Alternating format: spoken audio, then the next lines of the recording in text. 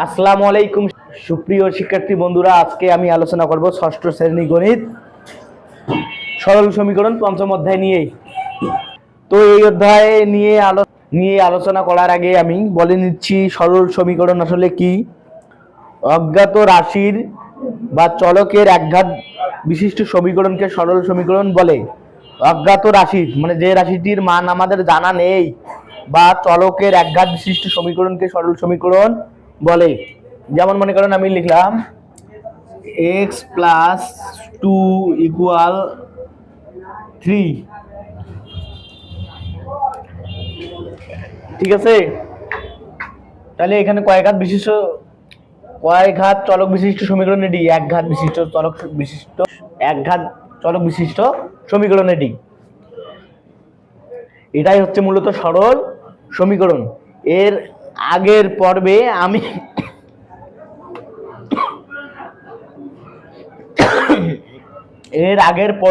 আমি চলক, ঘাত, পাওয়ার, সূচক এগুলো নিয়ে বিস্তারিত আলোচনা করেছি। তোমরা যারা দেখো নাই, তোমরা ভিডিওটি ডেসক্রিপশন বক্সে আমি পূর্বের ভিডিওটির লিংক দিয়ে দেব, তোমরা সেখান থেকে দেখে নিবা। আর ফেসবুক পেজ থেকে যারা দেখছো তারা আমাকে কমেন্টস করবা যে স্যার আমাদের ভিডিওটি লাগবে, আমি তোমাদের ভিডিওর লিংকটি দিয়ে দেব, সমস্যা নাই। তো আমি কথা না বাড়িয়ে অঙ্কের জগতে যাব হারিয়ে, ঠিক আছে। তাহলে আমরা সরাসরি বইয়ের অঙ্কে চলে যাচ্ছি। তোমরা একটু মনোযোগ দাও, সকলেই 103 পৃষ্ঠা বাইর করো। আমরা অনুশীলনী 5 করব, ঠিক আছে। প্রথমে আমাদের কি বলছে, 1 নম্বরে কি বলছে, x প্লাস 3 ইকুয়াল 8 সমীকরণটি চলকের মান নিচের কোনটি। তাহলে আমরা আগে 1 নম্বরটা লিখি। তাহলে x প্লাস 3 ইকুয়াল 8।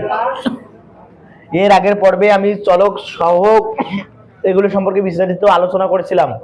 তাহলে এখানে চলক কোনটি x, তাহলে এই চলকের মান কত হবে আমাকে কি করতে হবে, বাহির করতে হবে, তাই না। তাহলে x, তাহলে প্লাস 3, তাই না। আমরা প্লাস 3টাকে এই দিকে নিয়ে যাব। তাহলে আমাদের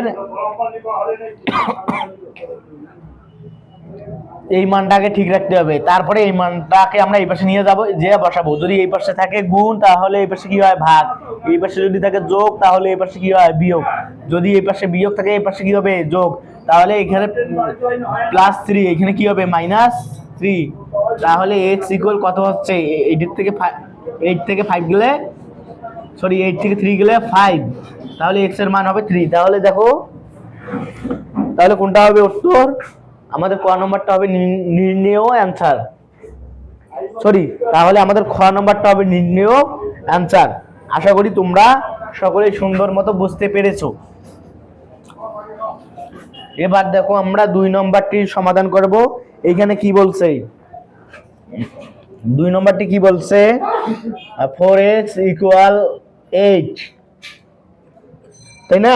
সমীকরণের মূল নিচের কোনটির মূল। তাহলে এখানে মূল কোনটি আমরা এবার বাইর করব, তাই না। দেখো x, তাই না, 4x যেহেতু, তাহলে 4টা এসে কি গুণ না, তাহলে এসে কি হবে ভাগ। কাটাকাটি করো, 4 1 4, 4 2 8। তাহলে x ইকুয়াল কত হইলো 2, নিচে 1 লেখার দরকার নাই। তাহলে x এর মূল হবে 2। এটাই হবে নির্ণেয় অ্যানসার। নিয়মে বোঝার চেষ্টা করব।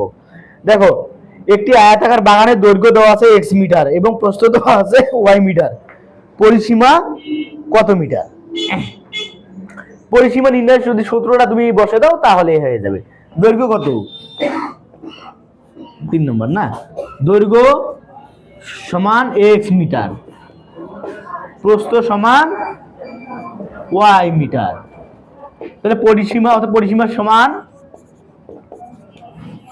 পরিসীমা নির্ণয়ের সূত্র কি, 2 ইন্টু দৈর্ঘ্য যোগ প্রস্থ, x যোগ y।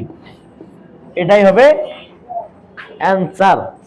আশা করি তুমি সুন্দর মতো বুঝতে পেরেছো।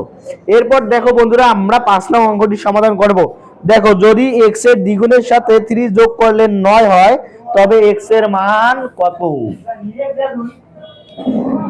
তাহলে দেখো আমরা এটা কিভাবে করি, x এর দ্বিগুণ, তাহলে এ তাহলে মনে করো এক্স এর দ্বিগুণ কি হবে 2x বা x2, তাহলে x এর দ্বিগুণ সমান কত? x এর দ্বিগুণ সমান 2x, তাই না? এর সাথে 3 যোগ করলেই 9 হয়। তাহলে দেখো x এর দ্বিগুণ আমরা আগে লিখি 2x, এর সাথে 3 যোগ করলে সমান 9 হয়।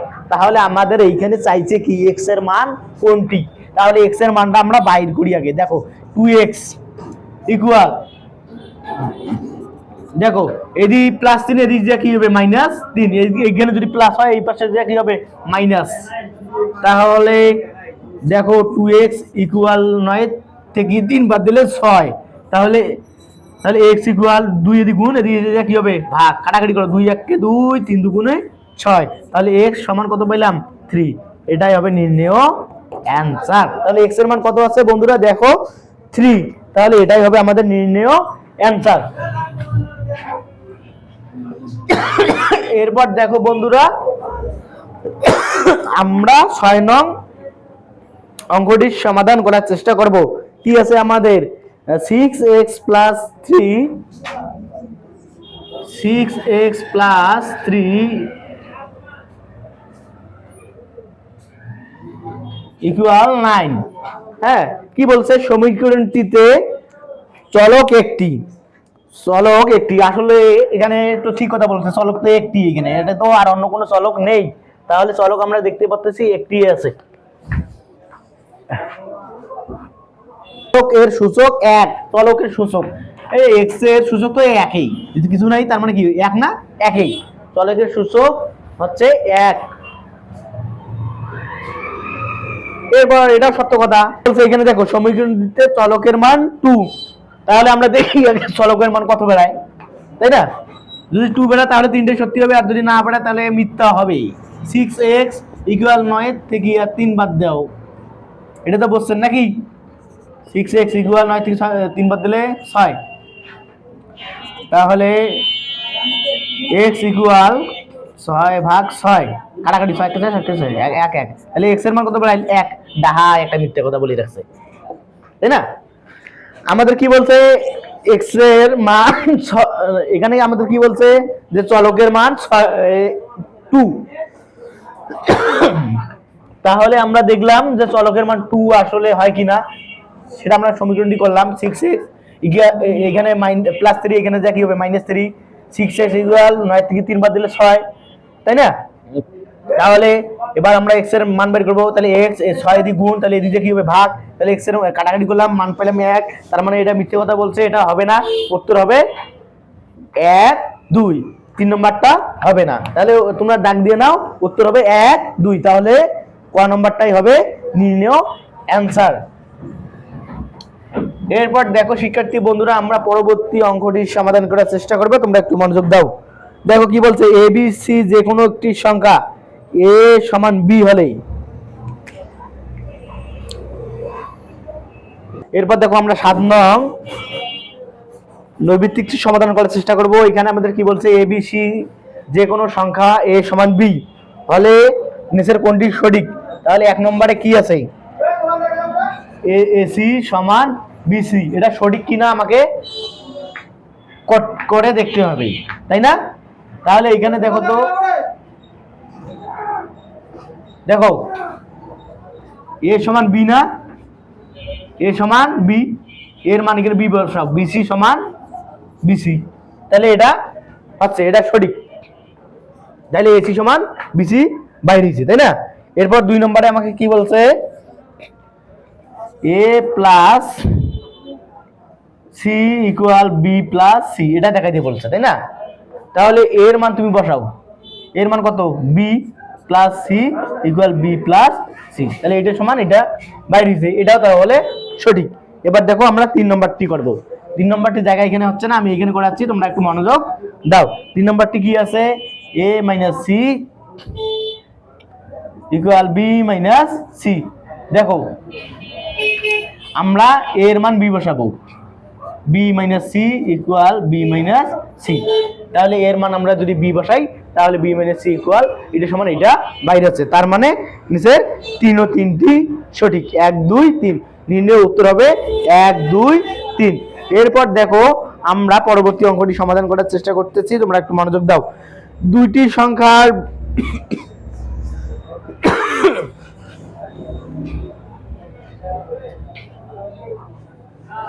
দেখো দুইটি সংখ্যার বিয়োগফল 30, বড় সংখ্যাটি ছোট সংখ্যাটির 4 গুণ।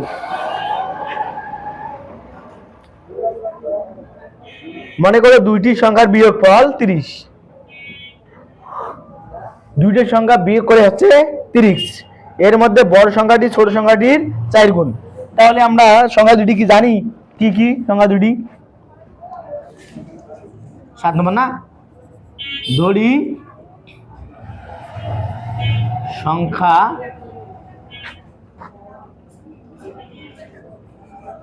T X. তাহলে এবার আমরা করব বড় সংখ্যাটি।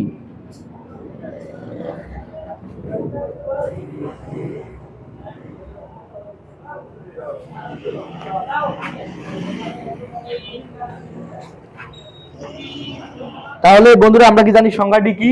তাহলে মনে করো ধরি ছোট সংখ্যাটি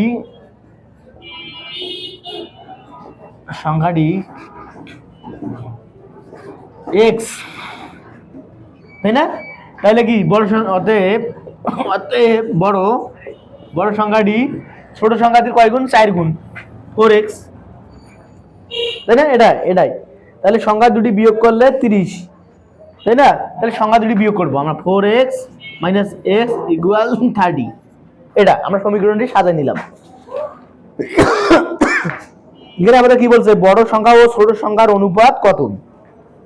তাহলে আমরা আগে বড় সংখ্যাটি আগে বাইর করি, ঠিক আছে? আমরা আগে সংখ্যাটি বাইর করব। দেখো 4x - x কত হয়? 3x। 4টি থেকে একটা বাদ দিলে কয়টা? 3টে, 30।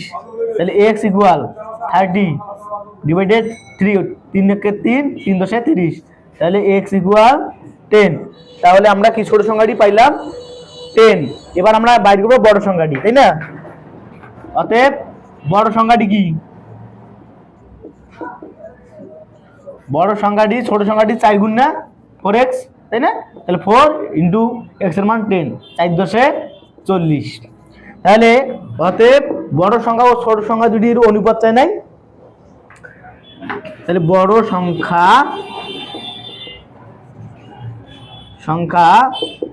অনুপাত ছোট সংখ্যা, তাই না? এখানে দেখো বড় সংখ্যা কত? 40, অনুপাত ছোট সংখ্যা কত? 10। এইটা ঠিক আছে। এটাকে দেখো আমরা কি ভাগ আকারে লিখতে পারি না? অনুপাত মানে কিন্তু ভাগ, তোমরা জানো না? জেনে নাও। অনুপাত মানে অনুপাত একটি ভগ্নাংশ, অনুপাত মানে ভাগ আকারেও লেখা যায়। যেমন মনে করো 40/10 অনুপাত করলে এটা, ঠিক আছে? দেখো কাটাকাটি করো, এই শূন্য কাটা যায় না? তাহলে কি থাকে? 4/1 থাকে না? এটাকে তুমি এইভাবে লিখতে পারো 4/1। তাহলে এটা যদি তুমি কাটাকাটি করো তাহলে কি হচ্ছে? 4/1। তাহলে এ নিয়ে আমি বিস্তারিত আলোচনা করব। তোমরা অনুপাত ও সমানুপাতের যে অধ্যায়টা আছে এই অধ্যায় নিয়ে আমি বিস্তারিত আলোচনা করব, সেখানে আমি বিস্তারিত সবকিছু বলবো অনুপাত সম্পর্কে, ঠিক আছে? তাহলে তোমরা সে পর্ব দেখার অপেক্ষায় থাকবা, অথবা যদি পর্বটা চাও তাহলে তোমরা আমাকে কমেন্টস করবা, আমি তোমাদের উত্তরটা দিয়ে দেবো। দেখো শিক্ষার্থী বন্ধুরা, এরপর আমরা 9 নম্বর অঙ্কটি সমাধান করব। আমাদের কি বলছে? ছোট সংখ্যাটি কত, তাই না? তাহলে ছোট সংখ্যাটি আমরা কত পেয়েছি? 10 পাই নাই? এটাই তো উত্তর। ছোট সংখ্যাটি 10, এটাই হবে উত্তর। দেখো এরপর আমরা পরের অঙ্কটি করার চেষ্টা করতেছি, তোমরা একটু মনোযোগ দাও। বিমল দোকান থেকে 30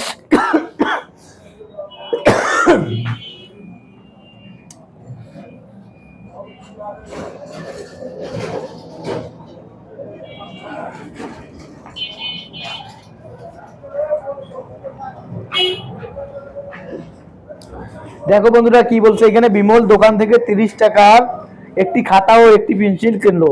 পেন্সিলের দাম x টাকা, খাতার দাম পেন্সিলের দামের দ্বিগুণ। তাহলে পেন্সিলের দাম কত?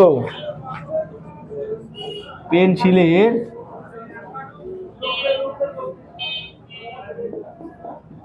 দাম সমান x টাকা। তাহলে এখানে কি বলছে? খাতার দাম পেন্সিলের দামের দ্বিগুণ। তাহলে খাতার দাম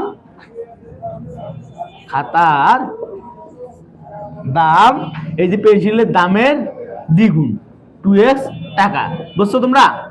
পেন্সিলের দাম x টাকা, তাহলে খাতার দাম পেন্সিলের দামের দ্বিগুণ মানে ইয়ার দ্বিগুণ 2x। তো শিক্ষার্থী বন্ধুরা এর মাঝে আমি আরেকটি কথা বলতেছি, তোমরা একটু মনোযোগ সহকারে শোনো। কথাটি হচ্ছে যে আমার পেজ এবং চ্যানেল থেকে যত টাকা ইনকাম হবে সম্পূর্ণ টাকাগুলো পাবে গরিব এবং অসহায় ব্যক্তিরা। তোমরা দয়া করে যারা আমার পেজটি ফলো দাও নাই দয়া করে ফলো দিবা, যারা আমার চ্যানেলটি সাবস্ক্রাইব করো নাই তোমরা একটু সাবস্ক্রাইব করবা। আর যদি মনে হয় ভিডিওটি দেখে আমি উপকৃত হয়েছি, আমার একটু উপকার করতে চাও, তাহলে ভিডিওটি দয়া করে তুমি যে কোনো একজনকে শেয়ার করে দিও। যদি 2-3 জনকে দাও তাহলে আরো ভালো, যাতে আমার ভিডিওটি দেখে কেউ একজন উপকৃত হতে পারে। এটাই তোমাদের কাছে আমার চাওয়া, আর অন্য কিছু চাওয়া নাই। তাহলে দেখো পেন্সিলের দাম x টাকা এবং খাতার দাম পেন্সিলের দামের দ্বিগুণ, আমরা লিখলাম 2x। তাহলে খাতার দাম কি 3x? এটা তো ভুল কথা। খাতার দাম কেমন 3x টাকা হয়? এটা তো ভুল। পেন্সিলের দাম x টাকা, খাতার দাম পেন্সিলের দামের দ্বিগুণ 2x টাকা। এখানে 3x বলছে, এটা তো একবারে মিথ্যে কথা। প্রশ্নের মধ্যে সমীকরণটি হবে 30 টাকা।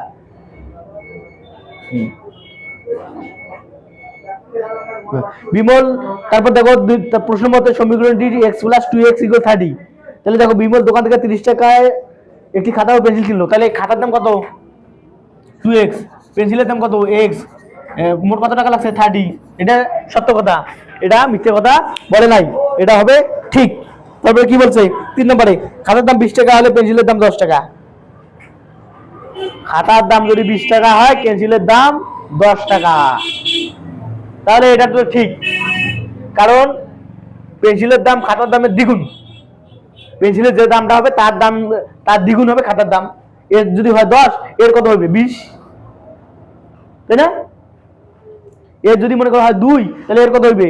4। এর যদি হয় মনে করো 5, এর কত হবে? 10। এর সাথে 2 গুণ, তাই না? তাহলে 10 এর সাথে এর কি 2 গুণ 20, এটা সঠিক। তাহলে উত্তর কি হবে? 2 ও 3, তাই না? এবার দেখো আমরা পরের অঙ্কটি সমাধান করার চেষ্টা করব, তোমরা একটু মনোযোগ দাও। এরপর দেখো শিক্ষার্থী বন্ধুরা আমাদের কি বলছে? দুইটি স্বাভাবিক সংখ্যা যোগফল 24 হলে একটি 8 হলে অপরটি কত?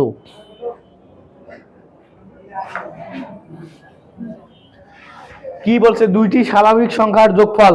কয়টি স্বাভাবিক সংখ্যার যোগফল? দুইটি।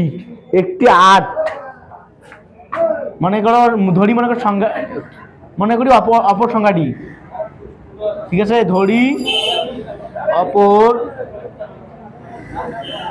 অপর সংখ্যাটি x। তাহলে একটি যদি 8 হয় যোগ x =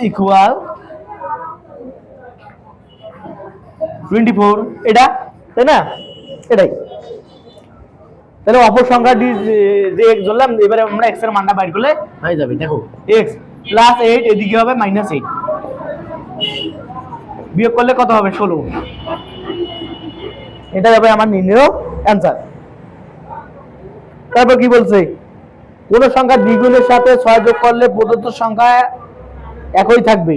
কোন সংখ্যা দ্বিগুণের সাথে 6 যোগ করলে প্রদত্ত যোগফল একই থাকবে?